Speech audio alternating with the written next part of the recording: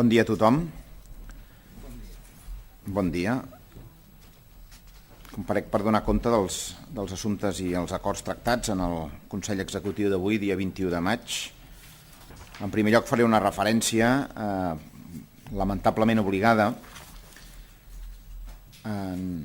Dic lamentablement perquè vostès ja coneixen quina és la posició del Govern de la Generalitat, tant per boca del mateix president com per la boca de la mateixa consellera d'Ensenyament sobre el projecte de llei que ha iniciat la tramitació per decisió del Govern del Partit Popular i en aquest sentit entendran que els digui lamentablement. Hem dedicat bona part del Govern a analitzar quines serien les possibles conseqüències d'aquest projecte de llei, si fos el cas, conseqüències, òbviament, de la seva aplicació a Catalunya.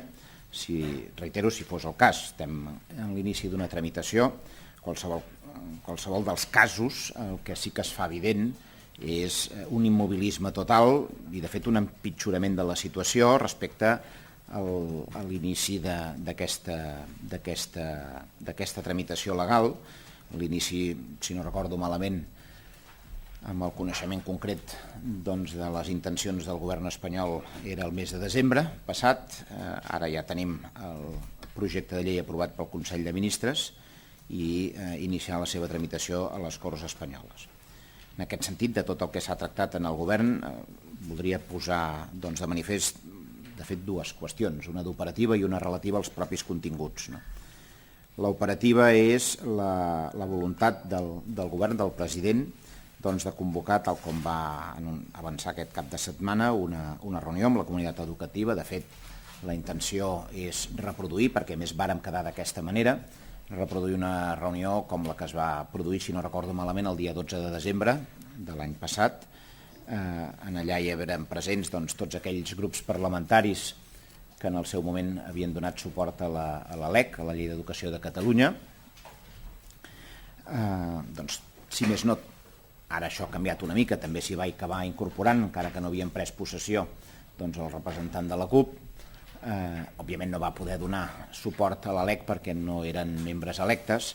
En qualsevol cas, el criteri, òbviament, poc o molt continua sent el mateix, que és la defensa de les nostres competències, de les competències de la Generalitat de Catalunya, i la defensa d'un model educatiu que ens ha donat cohesió i ens ha donat progrés col·lectiu i reconeixement i protecció i coneixement, val la pena subratllar-ho, tant de la llengua catalana com de la castellana, que és l'obligació que tenim com a servei públic de poder acreditar i donar.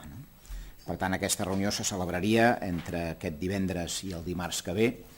La data concreta està pendent de converses que el president demà mantindrà amb els diferents representants dels partits polítics, aprofitant que hi ha plenari en el ple del Parlament, i li ha semblat que era millor enfocar-ho d'aquesta manera, i a més també acabar de parlar amb el Consell Escolar, que és qui va ser present en una representació en aquella reunió del 12 de desembre. Per tant, la primera decisió de tipus operatiu, que és convocar aquesta reunió en els termes que els he explicat, i en les dates, en aquesta petita franja de dates entre aquest divendres i dimarts que ve. Segona, que creiem necessari subratllar, i més després del que ha estat una anàlisi més aprofundit en aquesta reunió de govern d'avui, un cop conegut el projecte de llei aprovat pel Consell de Ministres aquest divendres passat. Principis que fixen la posició del govern, per reiterar-los i deixar-los clar en el que serà el nord en la defensa de la posició respecte a aquesta qüestió. Primer, el compromís en defensar l'escola catalana, que és en llengua i continguts, les dues coses. Segon, la defensa de la Llei d'Educació de Catalunya, que, com saben vostès, a diferència d'Espanya, a Catalunya tenim un marc normatiu de referència compartit per govern i oposició, ara i abans, que és com creiem, a més, que les lleis d'educació haurien de prosperar. És a dir, a Catalunya, la llei d'educació, el marc normatiu de referència, és un marc que es va acordar entre govern i oposició i que va ser compartit aleshores i és compartit ara. Per tant, defensa de la LEC, de la Llei d'Educació de Catalunya, que, com saben, a més, per altra part, és perfectament vigent, està perfectament incardinada en el marc constitucional, etc. Segon, aposta per la lluita contra el fracàs escolar, en aquell objectiu del 2020 que situen les institucions europees, i en aquest marc defensar la igualtat de coneixement del català i del castellà al final de l'etapa educativa obligatòria, a més, d'una tercera llengua, poder ser. De fet, aquesta política, que és la que s'ha vingut practicant durant més de 30 anys al nostre país, avui, quan es fa una avaluació, i en aquest cas pel mateix Ministeri, situa que el coneixement del castellà, que m'imagino que això deu ser el que és important, juntament amb el coneixement del català, com a dues llengües oficials que són, el coneixement del castellà, missatge dirigit al senyor Wert, que no sé si es mira les seves pròpies estadístiques, resulta que el coneixement del castellà a Catalunya, 2010, dades del Ministeri, està per sobre de la mitjana espanyola. Aquest sol indicador ja dona compte de fins a quin punt aquesta és una llei de politització total d'allò que hauria de ser una llei, diguem-ne, amb atenció als valors de l'acció pedagògica i del coneixement i de la transmissió del coneixement. Perquè si el problema estigués, que no ho és, perquè aquestes dades ho avalen, entre d'altres, si el problema estigués en el coneixement del castellà a la finalització de l'etapa obligatòria educativa, doncs ja ho veuen. Resulta que Catalunya està per sobre de la mitjana del coneixement del castellà del conjunt de les comunitats autònomes. I per tant estan prenent una sèrie de mesures en aquest terreny que responen a criteris purament partidaris i de politització del tema i no responen a criteris pedagògics, a criteris del que hauria de ser la concepció d'un model educatiu. Per tant, aquests tres principis, compromís en la defensa de l'escola catalana en llengua i contingut, defensa la Llei d'Educació de Catalunya i aposta per la lluita contra el fracàs escolar en tots els àmbits i en el terreny concret lingüístic d'aquell que ens ha donat aquest bagatge i, de fet, aquesta valoració, que és que, veto aquí, el castellà està en coneixement per sobre de la mitjana a Catalunya respecte al conjunt de l'estat espanyol, ja crida molt l'atenció aquesta dada, doncs és on ens centrarem des de la perspectiva del govern en defensar la posició que mantenim. Els volia comentar això d'entrada, després suposo que tindran interès en alguna consideració més al respecte. En segon lloc, informar-los que, d'acord amb el mateix compromís que va assumir el conseller de Salut amb seu parlamentària, de crear un espai de diàleg per assolir un acord entre els partits polítics i els principals agents del sector sanitari per preservar precisament el sistema sanitari públic, del que en podríem dir una confrontació política a vegades fins i tot excessiva, es crea un instrument, que és aquesta Comissió per al Pacte Nacional de la Salut, que permeti desenvolupar, per una banda, l'instrument que ja es disposa i que s'està construint, de fet, que és el Pacte Nacional de la Salut i per la sostenibilitat, la qualitat i la igualtat del sistema sanitari públic i universal de Catalunya, i per l'altra poder trobar i construir aquests espais de diàleg i de no confrontació partidària, estrictament partidària, que pensem que és bo oferir-nos mútuament, i això és el que representaria aquesta Comissió per al Pacte Nacional de la Salut a Catalunya. Informar-los també de l'acord del Consell Executiu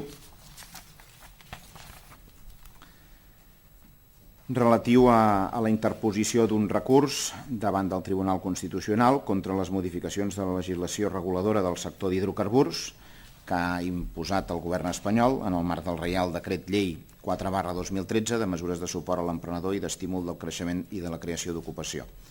El govern de la Generalitat entén que la nova regulació envaeix les competències de la Generalitat mateix en aquesta matèria, d'acord, a més, amb el dictamen preceptiu que ha emès el Consell de Garanties Estatutàries. Hi ha altres acords que estan aquí referenciats. Si hi ha alguna consideració més, jo immediatament em poso a la seva disposició per les preguntes que puguin tenir a bé a formular. Sí, conseller. aquí darrere les cabines de ràdio, en referència al projecte de llei de reforma d'educació. M'agradaria saber si, a part del que acaba de plantejar, el govern ja es pot avançar o s'ha parlat de possibilitat d'avançar-se. M'imagino que és massa aviat per parlar d'un recurs al Constitucional, tenint en compte que és una cosa que encara no s'ha aprovat a les Corts, però no sé si demanar un informe al Consell de Garanties Estatutàries o alguna cosa similar. Gràcies. No, el dictamen al Consell de Garanties, si vostè mira la normativa vigent respecte a un projecte de llei, no és pertinent demanar-lo. Ha de ser amb un projecte, una llei aprovada definitivament. El que sí que és evident és que disposem i disposarem i posarem a disposició de tots els presents en aquesta reunió que abans els he comentat, doncs quina és l'anàlisi que fan els nostres serveis jurídics, que per altra banda doncs és molt evident si un té en compte el que preveu la pròpia Constitució espanyola i si un té en compte el que preveu l'Estatut d'Autonomia de Catalunya, que és una llei orgànica espanyola, i si un té en compte la distribució de les competències i la conceptualització que ha fet el Tribunal Constitucional tant respecte a la distribució de les competències com respecte a la política d'immersió lingüística. Per tant, bé, com que s'hi estableix el que s'estableix és molt clar, en aquest sentit sí que posarem a disposició tots aquests informes. El que puguem actuar o fer doncs és evident que quan una llei està en tràmit el que s'ha de procurar és esmenar-la. I en aquest sentit sí que donarem informació, facilitarem informació com a govern a totes aquelles formacions polítiques que se sentin compromeses. De fet, vostès recordaran que el dia 12 de desembre, quan hi va haver aquella reunió, ja d'alguna manera o una altra es va anticipar aquesta decisió que tindria sentit de mantenir-la, que és de mirar de trobar una posició conjunta a defensar davant d'aquesta llei sobre els aspectes relatius a la immersió lingüística i a les qüestions competencials clarament. Portaveu, li volia demanar quines esperances tenen justament de que pugui haver una modificació d'aquesta llei, tenint en compte que vostè mateix ha dit que ha anat a pitjor, i en qualsevol cas si no es modifica, si la posició del govern clara és de no aplicar-la a Catalunya. Bueno, és que, fixi's, parlava, em sembla, l'altre dia el senyor Wert de Montesquieu, no? Oi? Que crec recordar que es preguntava si Montesquieu era vigent o no, en el sentit de que quan se l'acusava de que aquesta llei naixia sense el consens que hauria de tenir una llei d'educació, que em sembla que és obvi que neix sense el consens mínim que hauria de tenir una llei d'educació, ell apel·lava a la majoria parlamentària que previsiblement li dona suport, vaja, que li dona suport, no? On segur que no té, diguem-ne, vida Montesquieu amb aquesta llei i particularment amb la qüestió de la immersió lingüística és a Catalunya. Aquí l'han decapitat del tot, perquè fixin-se el que està plantejant el govern del PP, no? Que és, diguem-ne, que una minoria imposi una realitat a una majoria, i a més una realitat que ha donat fruits, aquests que els hi deia, que és que quan s'analitzen les coses des del Ministeri mateix, el coneixement del castellà a Catalunya està per sobre la mitjana de les comunitats autònomes. Ai-las. Tot això és un gran contrasentit.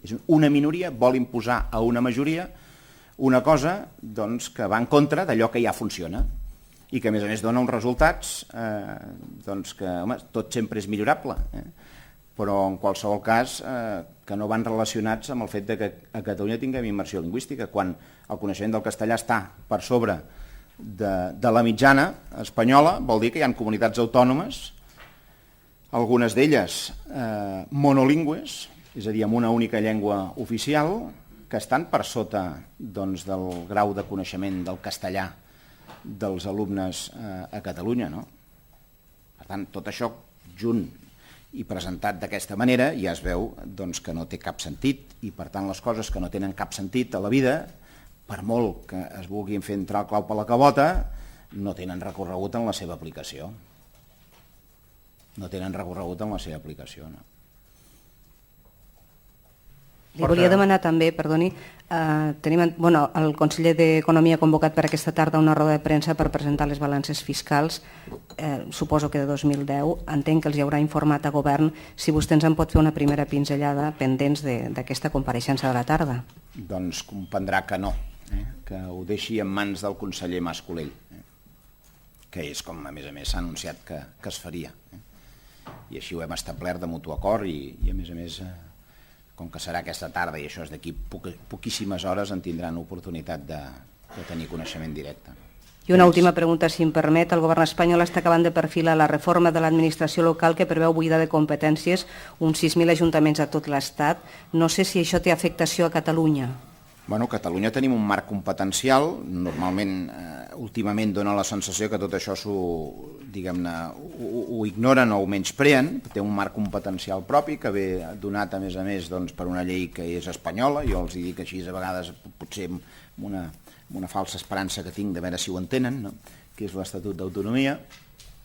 Estem tramitant la llei catalana, com saben vostès. Es va aprovar l'altre dia la memòria, que era el tret de sortida, i nosaltres defensarem les nostres competències per la via de l'exercici de les mateixes. Portaveu, un parell de qüestions. La primera sobre la qüestió de la llei Wert. Voldria saber, davant de la reacció que hi ha hagut des del Partit Popular, que diuen que la Generalitat se l'obligarà a aplicar aquesta llei sigui com sigui, amb el mecanisme també de que pagui el govern espanyol i després es descompti les finances de la Generalitat, voldria saber si el govern, davant d'això, haurà d'acabar complint, si la via legal o la via de modificació a les Corts no prospera. I l'altra qüestió sobre les balances fiscals, voldria saber si es farà servir aquestes dades en la negociació amb l'estat del dèficit. Jo sobre el tema balances fiscals hi ha una convocatòria feta aquesta tarda i em remeto en tots els sentits a aquesta convocatòria que vostès coneixen. Respecte a la primera pregunta,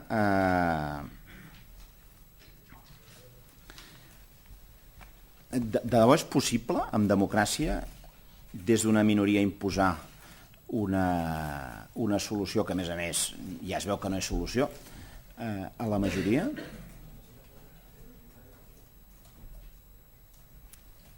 És probable, diguem-ne, aquest mecanisme que s'han inventat, que, a més, ho altera tot, no? Altera la distribució de les competències, altera el mateix mecanisme del funcionament de l'administració pública, d'anar a contrafactura, això, que és una nova via de funcionament. Vaja, és que ni el Consell d'Estat de l'Estat espanyol ho contempla, ni com a hipòtesi, per entendre's, no? Per tant, tenim la convicció que tot aquest, diguem-ne, despropòsit, perquè això no és una altra cosa que un gran despropòsit, això suposo que està fet per quedar bé de determinats sectors, però no té res a veure amb les qüestions pedagògiques, no té res a veure amb el coneixement del castellà a Catalunya, com els he dit, amb un model d'immersió lingüística, el que es garanteix és el coneixement del castellà i del català, i del castellà per sobre la mitjana de les comunitats autònomes. Per tant, escolti, com que tot això respon a una voluntat política d'uns determinats, suposo, grups, o vés a saber d'aquí, vaja, l'aplicació d'això a Catalunya, la imposició de l'aplicació d'això a Catalunya ens haurien d'explicar molt bé com s'ho pensen fer. Perquè és que és impossible administrativament, a més, això, operativament aplicar-ho. Jo crec que no hi han pensat prou amb el que han acordat, sincerament.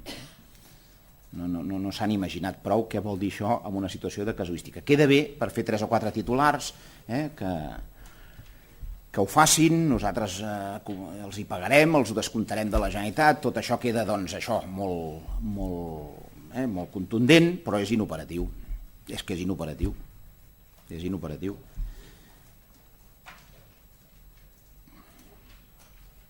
Què més? Vostè dirà. Sí, insistint en la qüestió, no sé si se senten al·ludits quan avui aquest matí el ministre Wert criticava el llenguatge bèl·lic i la sobrereacció, deia d'alguns, en relació amb la llei aprovada divendres pel Consell de Ministres i deia que és fals que la reforma ataqui les llengües cooficials. Home, el llenguatge bèl·lic era el senyor Wert, em sembla que aquell que deia que primer disparava i després apuntava, no? Això són paraules d'ell.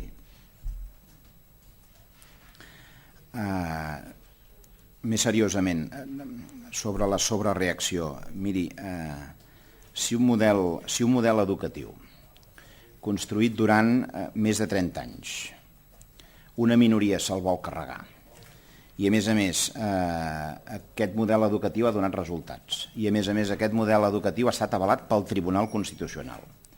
Doncs escolti, quan hi ha un plantejament per part d'algú, en aquest cas el govern del PP, que vol violentar tot això de cop, 30 anys o més de 30 anys d'experiència, uns resultats que són positius, com a mínim per sobre la mitjana de l'estat espanyol, avalat pel Tribunal Constitucional aquest model. Pel Tribunal Constitucional, això els hi deu sonar amb ells d'alguna cosa, no? Doncs quan algú es vol carregar tot això, és normal que hi hagi una reacció clara i nítida, no? Perquè davant d'un despropòsit de tal magnitud hi ha d'haver una reacció com correspon en un estat democràtic, no? I en un estat de dret. Ells jo crec que confonen amb el fet de tenir una majoria parlamentària amb desballestar-ho, amb poder desballestar-ho tot. I això no funciona així. I reitero, ja que apel·lava a Montesquieu el senyor Wert, doncs que ho repassi i que es pregunti ell mateix a veure si Montesquieu, si els principis de Montesquieu són vius a Catalunya respecte al que ells han aprovat i volen imposar en quant a la immersió lingüística. Que s'ho mirin. Que s'ho mirin i facin l'anàlisi, no? Sí, conseller. El govern té constància de que el govern espanyol hagi contestat la carta del senyor Duran Lleida que li feia a Rajoy en els termes que li demanava respecte a la llei Wert? No, no en tenim constància. I estaria d'acord el govern amb l'opinió de Duran Lleida quan diu que actuacions com l'aprovació d'aquesta llei el que fa és impulsar més gent a Catalunya a la banda de l'independentisme? Bueno, jo el que estic d'acord i estem d'acord com a govern és amb el tema, diguem-ne, que avui a més centra aquesta roda de premsa, no? Que és amb la denúncia que aquesta llei és un despropòsit. Les consideracions que hi puguin anar associades, jo crec que aquesta que fa el senyor Duran és pertinent, del tot pertinent, i d'altres, però el que és central de la carta del senyor Duran és el que també és central per al govern, que és la denúncia del que representa aquesta llei del PP i el despropòsit i fins a quin punt arriba. Això és el que és central. La resta de consideracions que ja es pot imaginar que podem compartir, no n'obrirem ara un debat paral·lel, m'entenc què vull dir. El que és central és la denúncia, que en aquest sentit clarament també compartim. Vostè dirà.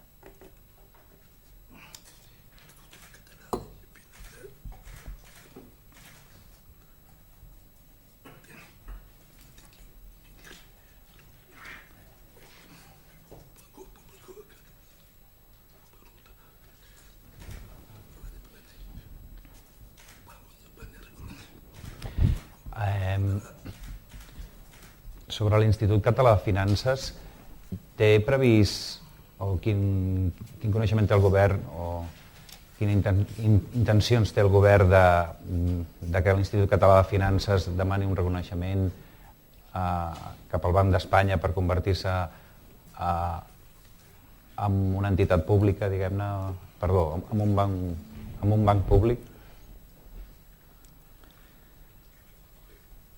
Bé, sobre aquesta... Sí, és això? Sí, és això. Sobre aquesta qüestió, doncs, simplement fer-li notar que d'una manera un punt críptica, però amb qüestions, diguem-ne, que van associades al que és una institució que es belluga a prop de les finances, s'ha de preservar sobretot un principi que és essencial, que és el que va lligat a la confiança i la possibilitat de desenvolupar, no? Nosaltres preservem i hem fet tot el que estava al nostre abast per preservar la feina que fa l'Institut Català de Finances, que creiem que és important i més en un context com l'actual. Hi ha una reivindicació que és, diguem-ho així, històrica, de que pugui disposar de fitxa bancària, i aquest és un tema que està obert, però que creiem, i ho expressem així, doncs que la millor manera de fer-ho és fent bé la feina, i probablement parlant-ne poc.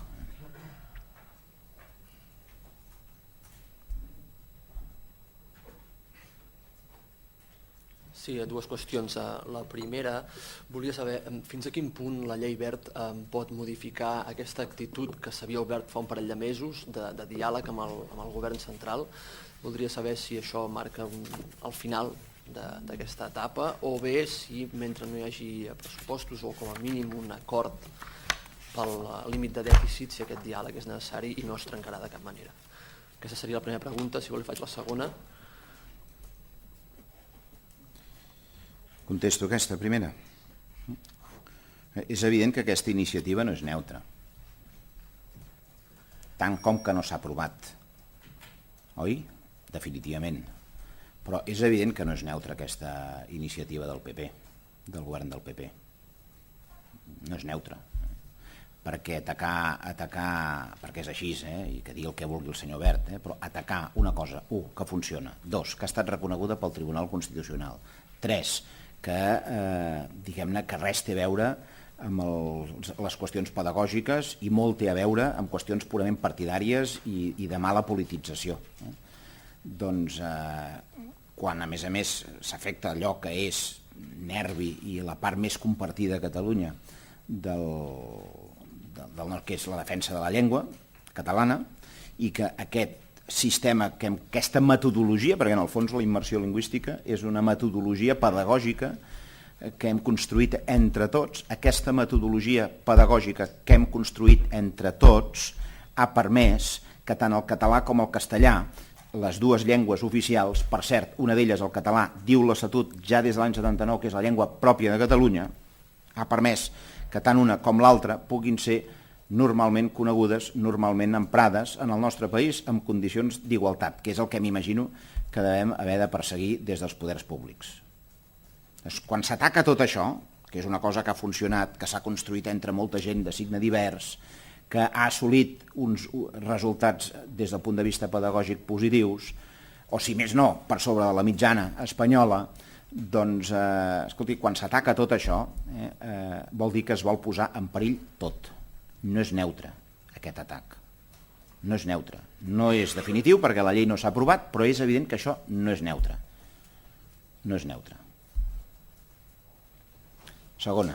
Sí, la segona pregunta en relació amb el pacte sobre la salut a Catalunya. Volia saber si hi ha algun objectiu concret en aquest pacte, perquè, és a dir, més enllà d'aquesta apel·lació a preservar el sistema sanitari públic, voldria saber si hi ha alguna iniciativa a curt termini concreta, per exemple, una nova llei de salut o alguna cosa per l'estil.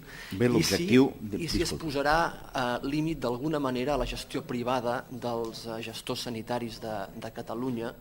Avui hem conegut un nou cas, el president del Clínic, que també té diferents càrrecs en empreses privades importants, càrrecs importants, em refereixo a empreses privades. Saber si el govern seria partidari de posar algun tipus de límit a aquests casos, donat que no és el primer cas que coneixem. Gràcies. Els objectius estan descrits en el text, però suposo que li interessa també que li contesti la segona part d'aquesta segona pregunta. Els límits ja hi són. Els límits hi són des del punt de vista que hi ha un règim d'incompatibilitats que s'ha de complir. I jo, a més, fins on tinc entès per aquest cas concret, doncs aquests mecanismes d'incompatibilitat es respecten, és a dir, no hi ha cap incompatibilitat, diguem-ho millor, per part meva, i per tant aquests límits que existeixen es respecten. Mentre això sigui així, doncs és el mecanisme que ens hem dotat entre tots. A més, pel que tinc coneixement i me n'han informat, doncs els presidents d'aquestes empreses no tenen remuneració. Per tant, doncs, poc o molt tot això té a veure amb aquests límits que vostè feia referència.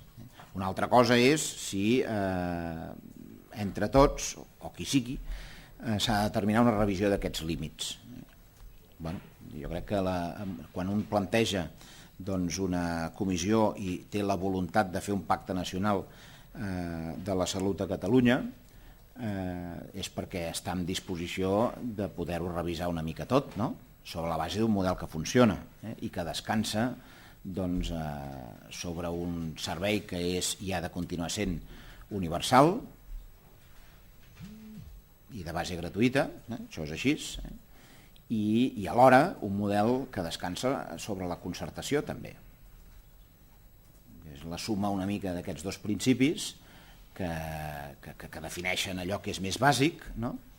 A partir d'aquí, doncs, tot és, òbviament, matisable, analitzable, i quan es constitueix una comissió d'aquestes característiques en formacions polítiques i hi ha voluntat de consens, on ha d'estar, i el govern ho està, i el conseller de Salut també, disposat a parlar de tot el que s'escaigui sobre la base del que són els fonaments, que ja s'entén que no es poden tocar ni en un sentit ni en un altre, els fonaments del nostre sistema de salut, que ens ha donat, a més, centres de referència mundial, per altra part. No és casual tot això. És sobre la base de la feina excel·lent de molts professionals, però també de disposar d'un model que els ha, d'alguna manera o una altra, donat recorregut.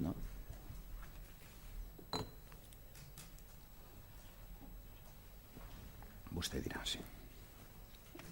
Conseller, quina és la posició del govern sobre el quart cinturó?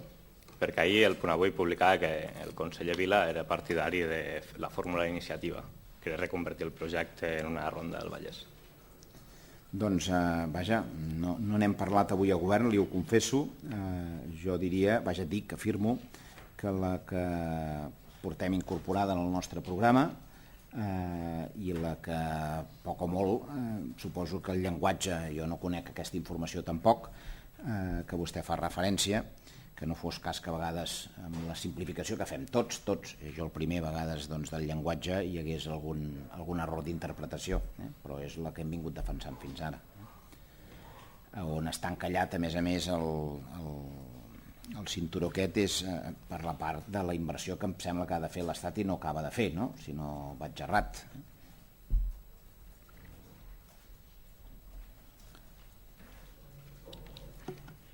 Què més? Sí, conseller. Jo li volia preguntar perquè, per el que ha preguntat abans el company, la compatibilitat de càrrecs del senyor Pomés, si no creu que perjudica ara mateix la sanitat pública, que tingui càrrecs a la sanitat privada en un moment en què, els últims anys que s'estan aplicant retallades a tots els hospitals públics per la falta de pressupost? Jo diria que retallades n'hi ha a tot arreu, també els privats, diria, no? I evidentment es poden fer lectures, cadascú pot fer les que cregui oportú, doncs en un sentit o un altre. Jo ja li dic, si hi ha un règim d'incompatibilitats i aquest règim es compleix, doncs això s'ha de saber respectar. Si algú considera que aquest règim d'incompatibilitats, aquests límits que deia abans el company seu, doncs s'han d'estudiar i s'han de revisar, doncs el govern hi està disposat. Ara, jo crec que seria precipitat treure'n conclusions que portessin a una confrontació. Fixin-se que un dels èxits del model sanitari, no dic l'únic, però un dels èxits és aquesta possibilitat de concertació alta que hem tingut al nostre país. I això ha permès, doncs, amb uns recursos que mai han estat els òptims, mai han estat els òptims, hagin pogut desplegar una atenció sanitària d'un nivell molt alt. Per tant, aquest és una mica, en aquest context, on hi ha un oferiment per part del govern a parlar del que faci falta, preservant aquest sistema que a més el volem universal i gratuït en les prestacions que la llei determini, que és el que hem vingut complint, fins i tot amb un enfrontament, en aquest cas amb el govern espanyol, que volia treure del sistema a una part de les persones provinents de la immigració, com vostè sap. Per tant, fixi's fins a quin punt nosaltres tenim interioritzat aquest model, entre altres coses perquè la formació política que sustenta aquest govern el va fer créixer en el nostre país. També volia preguntar-li, a veure si ens podria explicar una mica més què significa la modificació del reglament dels casinos. Vull dir, perquè... És una modificació que s'ha vingut negociant amb el sector en aquests últims, de fet, més d'un any, que respon, hi ha una informació concreta aquí, però jo li diré conceptualment, respon fonamentalment al poder fer front al que ha estat del 2001, perquè no s'havia tocat des de l'any 2001. Del 2001 en ara tota la irrupció del joc online. Vostè es pot imaginar, ni vostè i jo hi entenem de joc, em fa l'efecte, vaja, no ho sé vostè, però jo segur que no. Però sí que sabem valorar, perquè plantejat així és així de cert, la irrupció que ha tingut el joc online, gràcies a la tecnologia de l'internet, del 2001 en ara, amb aquests 12 anys, ha estat extraordinària. Té un efecte molt gran, I en aquest sentit, en converses amb els gestors dels casinos, s'ha arribat a la conclusió de fer unes petites modificacions que els permetin continuar sent, des d'aquest punt de vista d'indústria del joc, competitius. Una altra avaluació que es podria fer és que no hi ha d'haver casinos a Catalunya, de cap de les maneres. Bueno, aquesta és una altra consideració.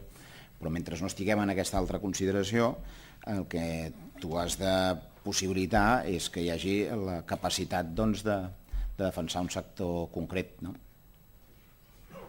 En un marc que ha canviat molt, del 2001 en ara ha canviat de quina manera.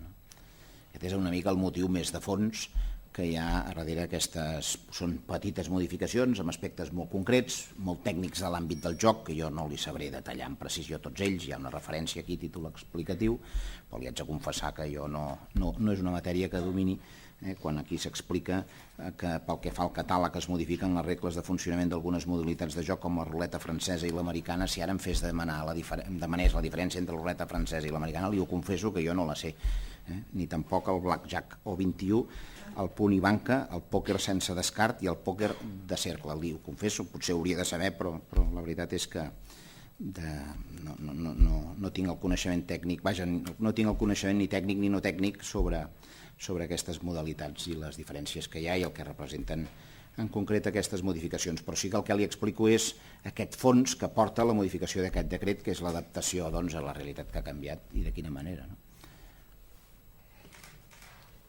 Sí, perdó.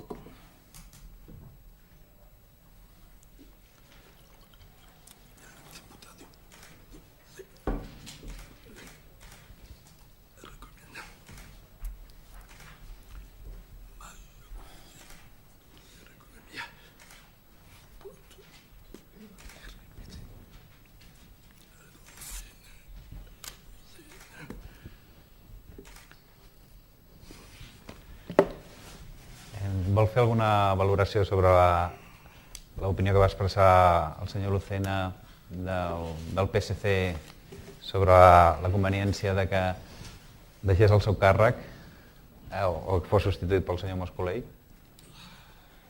Bueno, em sembla que l'argument era que jo sóc jurista i no economista, oi? I resulta que el senyor Pere Navarro és biòleg.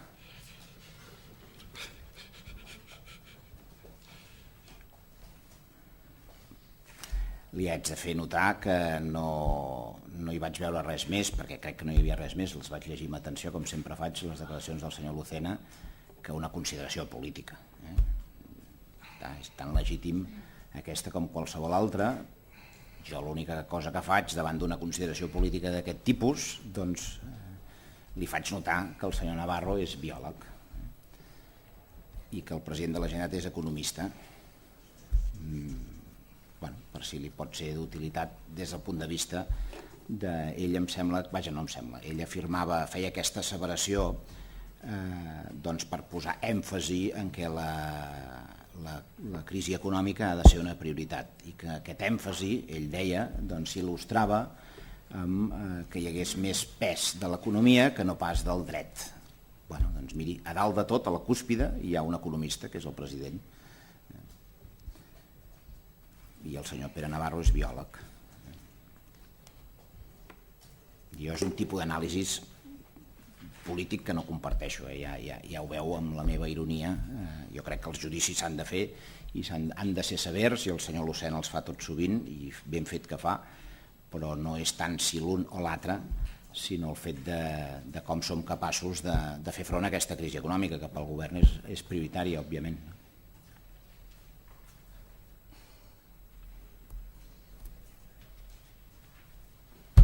Aquí estem. Sí. Conseller, jo li volia fer una pregunta Perdó, és que no... Heu acabat? Bé, gràcies. Jo li volia fer una pregunta sobre futurologia, perquè demà hi ha la llei de consultes, el debat, com vostè molt bé sap, en el Parlament de Catalunya, i la pregunta i la preocupació en aquests moments és si aquesta llei de consultes no tira endavant el govern de la Generalitat, el president, perquè només ho pot fer-ho ell, convocaria eleccions. És a dir, demà hi ha el tràmit, segons sembla, i de fonts parlamentàries, la llei de consultes podria estar llesta després de l'estiu, el mes de setembre, i la meva pregunta doncs, és clara, és dir, si no tira endavant tot el tràmit o bé no es fa aquesta consulta, hi haurà eleccions? Gràcies. A veure, la pregunta de si tiren... De si hi haurà o no hi haurà eleccions en cas de que la llei no tirés endavant o bé no es pogués fer la consulta a Catalunya. Bueno, és que són dues situacions diferents, diguéssim, no? Perquè una podria ser la primera, la llei de consultes, que es pugui tirar endavant depèn només del Parlament de Catalunya. Oi? D'acord. Que es pugui aplicar aquesta llei o altres mecanismes per abordar una consulta ja no només depèn d'entrada, si més no, d'entrada, no només depèn del Parlament o de les institucions catalanes, d'entrada. Per tant, es veuria com això es pot fer. El propòsit, deixi'm-li contestar d'una altra manera, el propòsit d'aquesta legislatura doncs és, entre altres qüestions, és poder fer aquesta consulta. Aquest és el propòsit. I el propòsit també és esgotar la legislatura.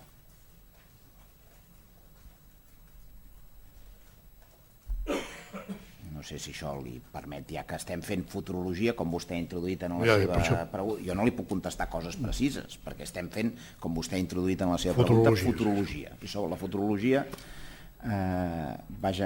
coses, diguem-ne, concretes no se'n poden respondre, no?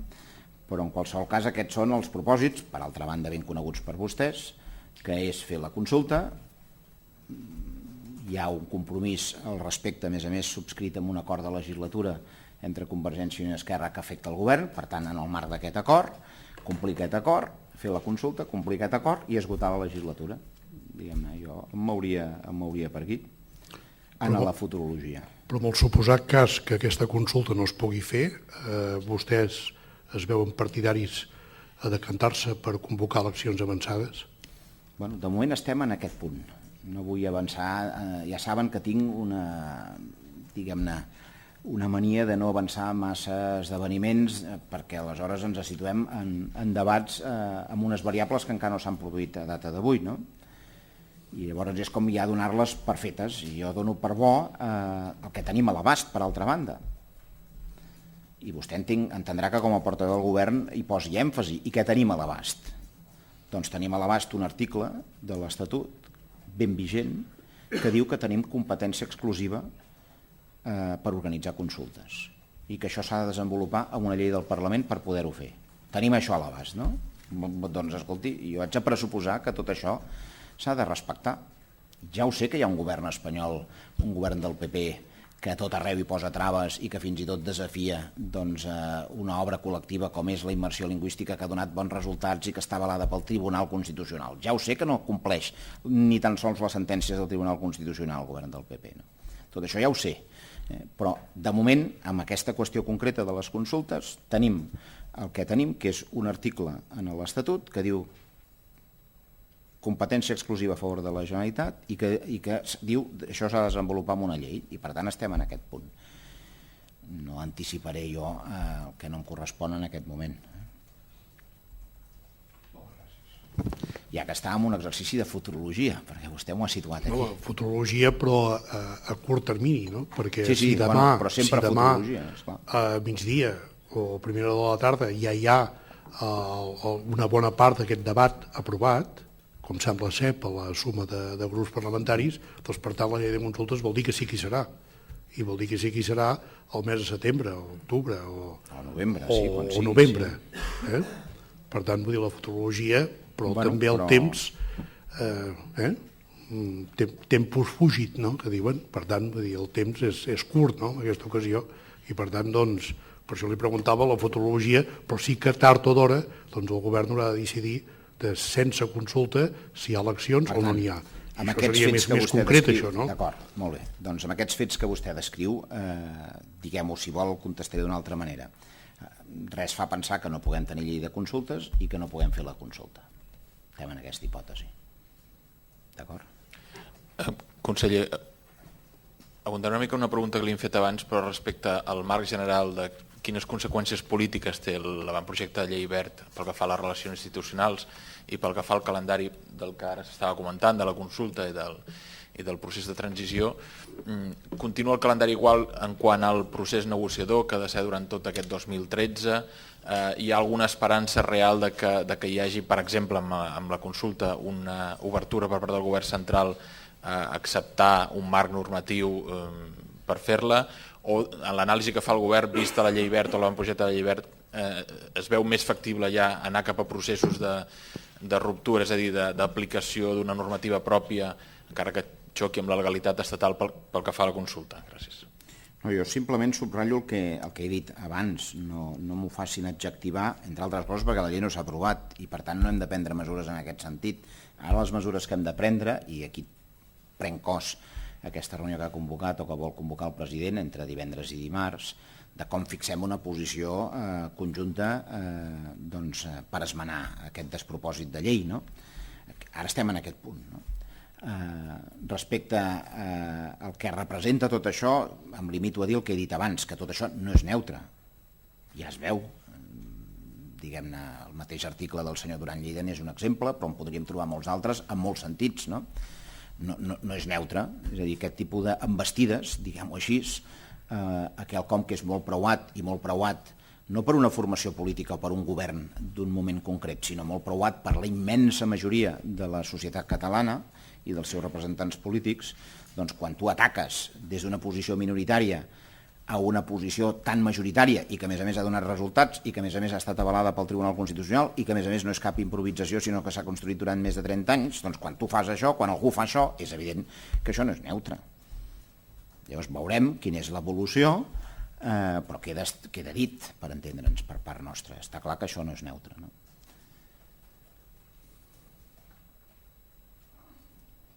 Vostè dirà. Abans una companya li feia una pregunta sobre la carta de Josep Antoni Duran i Lleida de Mariano Rajoy, una carta oberta. En aquesta mateixa carta també s'hi podia llegir que demanava ajuda al president espanyol per frenar l'independentisme i que donava per fet que una Catalunya independent quedaria fora de la Unió Europea perquè els seus estats no tenen interès en acollir Catalunya i que fins i tot els Estats Units, la Xina o Rússia s'oposarien a la seva eventual independència. Com ho valora això el govern? No, miri, jo reitero la valoració que he fet abans. El que és central d'aquesta carta, el que motiva aquesta carta, és la llei que ha aprovat el govern del PP.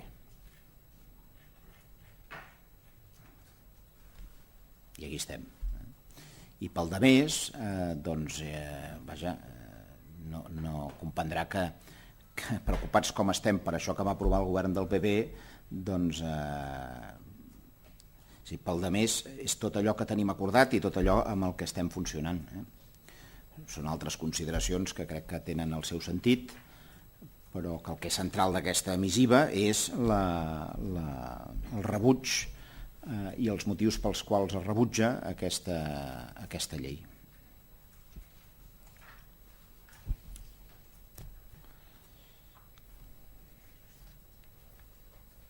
Per altra part, de tots els arguments complementaris que dona el senyor Duran, no em diran que no n'hi hagi cap de nou, oi que no? Doncs tampoc jo puc fer-ne una valoració nova. És el que ell ha vingut sostenint en tantes ocasions.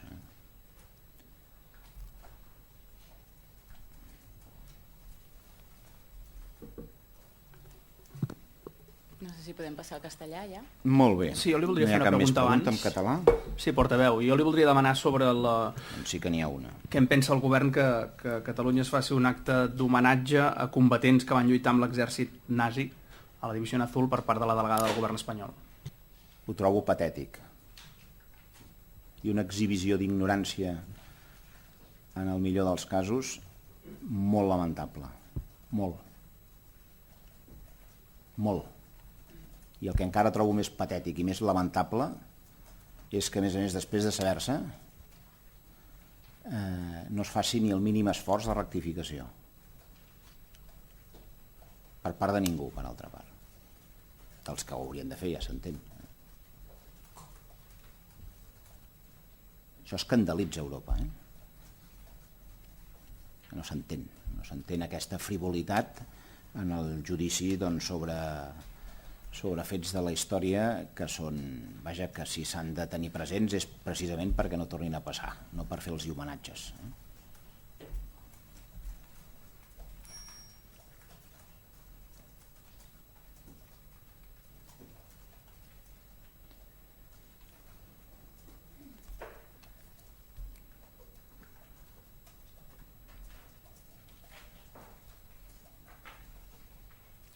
Ho deixem aquí? Sí? Doncs gràcies. Molt bé. Bueno, pues sobre la ley BERT, si puede, bueno, lo que comentaba, si puede modificar el diálogo con el gobierno central y cómo valora pues estas críticas del ministro sobre el lenguaje bélico. Y el tema de las consultas, de si no sigue adelante la ley de consultas. Un segundín, que no soy capaz de... lo que os interesaba de la ley BERT es particularmente lo que... sí. Si modificará el diálogo con el gobierno central.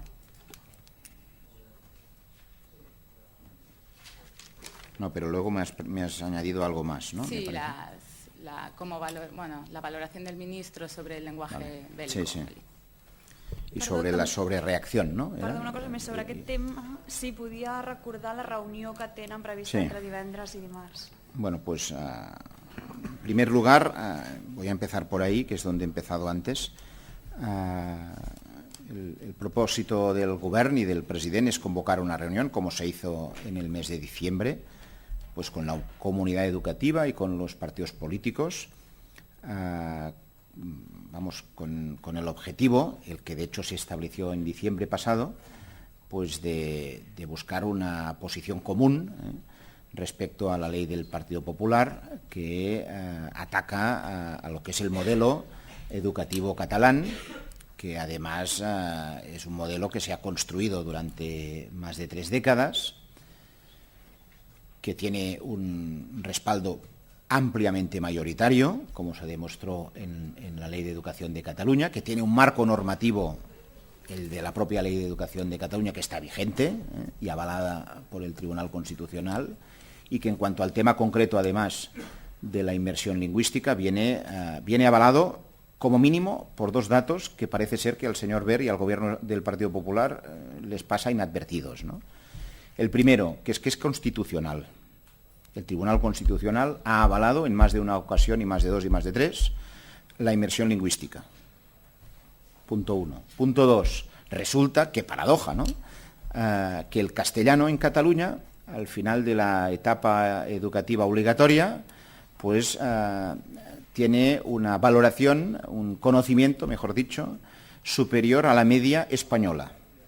El Ministerio, el propio Ministerio, el señor Wert, hace unos análisis, una evaluación, ¿no?, del conocimiento del castellano en España. Fíjense, pues resulta que Cataluña está por encima de la media y por encima de comunidades autónomas monolingües, es decir, donde se habla solo el castellano. Entonces, lo que es evidente es que si hay respaldo del Tribunal Constitucional en cuanto al modelo de inmersión lingüística y el propio modelo, porque lo han confundido con una operación política y no lo es, la inmersión lingüística es un método pedagógico que da resultados, y el resultado es, entre otras cosas, que el castellano es de forma conocida por encima de la media que en el conjunto de España. Cuando tienes las cosas así, datos pedagógicos y un marco legal avalado por el Tribunal Constitucional, y además una inmensa mayoría en Cataluña que respalda este modelo, ¿por qué una minoría quiere cambiarlo? Una minoría en Cataluña, ya se entiende, ¿no? ¿Cómo es posible esto?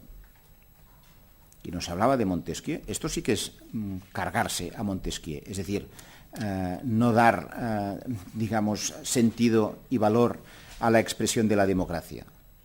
Porque, además, esta decisión que se ha incluido en la ley afecta solo a Cataluña, ¿verdad? Pues en aquello que afecta solo a Cataluña, yo me imagino que debería de ser prudente, al menos, tener en cuenta la opinión mayoritaria en Cataluña, aparte de lo que ha dicho, insisto, el Tribunal Constitucional, y aparte de lo que son los resultados de evaluación de los alumnos cuando acaban la escolarización obligatoria, ¿no? Entonces, todo esto Todo esto, que está en fase de tramitación, ¿no? Es evidente que, bueno, si acabara como está planteado, esto no es neutro. Es evidente que no es neutro, porque cuando tú, desde una posición minoritaria, ante un modelo que es constitucional y que además ha dado resultados académicos, te lo cargas, pues es evidente que esto no puede ser neutro. Veremos cómo acaba, ahora tampoco podemos apostillar más, pero es evidente que esto no va a quedar, no va a actuar de forma neutra, al menos ante el conjunto del pueblo catalán. Què més? Lo del llenguatge.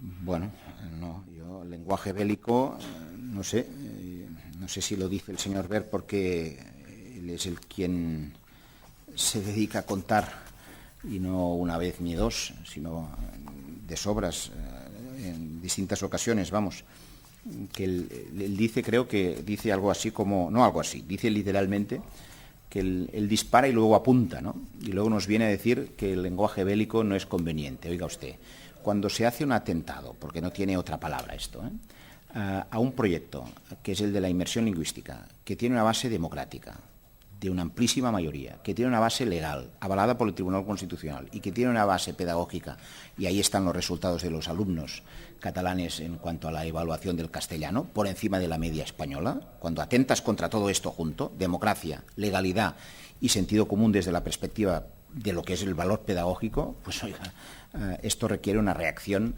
pues que la califique cada cual como quiera, pero una reacción clara, nítida y además contundente.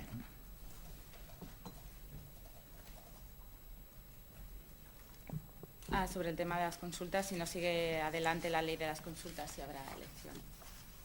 No, lo que tenemos planteado en el tema de las consultas es lo que está en nuestros programas electorales y concretamente en el de Convergencia y Unió, en lo que está en el acuerdo entre Convergencia y Unió y Esquerra Republicana.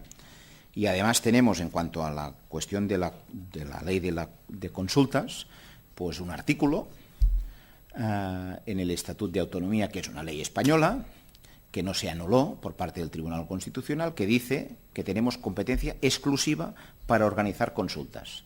En Cataluña, sí, lo he dicho bien, tenemos competencia exclusiva para organizar consultas en Cataluña.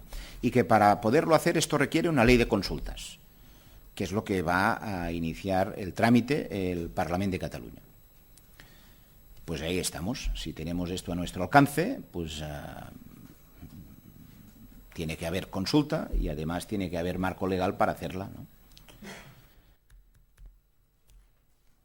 ¿Y el tema de la reforma de la administración local, si afectará a Cataluña de alguna manera? No, en Cataluña nosotros estamos iniciando, de acuerdo con las administraciones locales, ya presenté hace unos días atrás lo que fue la memoria de la ley de la administración local en Cataluña, y nosotros vamos a responder ejerciendo nuestras competencias, que nos da pues el marco constitucional y estatutario vigente. Y ya por último, la carta del señor Durán a Rajoy, ¿cómo la valoran? Si la comparten. Sí, el contenido obviamente lo compartimos. La carta del señor Durán me pide, ¿eh? Pues sí, estamos de acuerdo, y además en el poner el acento en una situación que lo que le decía antes, que realmente es un despropósito, ¿eh?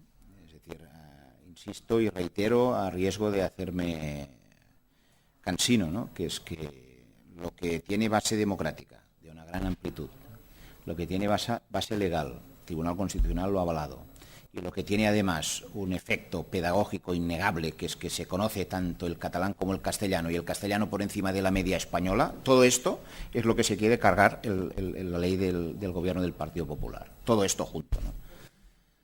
Con lo cual compartimos el análisis y el rechazo que hace el señor Durán de este proyecto de ley. Último, ¿qué valoración hace de que se haya homenajeado a la División Azul? Pues la verdad me parece patético y un ejercicio de ignorancia de gran magnitud. Y aún me resulta más patético y un despropósito mayor que es que nadie haya rectificado a la señora delegada, ¿no? Esto a ojos de Europa no se entiende, ¿eh? Es decir, preservar la memoria de determinados hechos o determinadas situaciones de nuestra historia colectiva se tiene que hacer no para hacer homenajes, ¿eh? Se tiene que hacer para subrayar que esto no se puede repetir nunca más.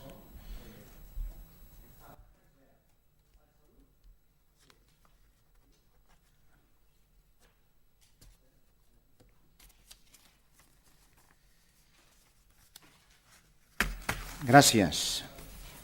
Ara sí.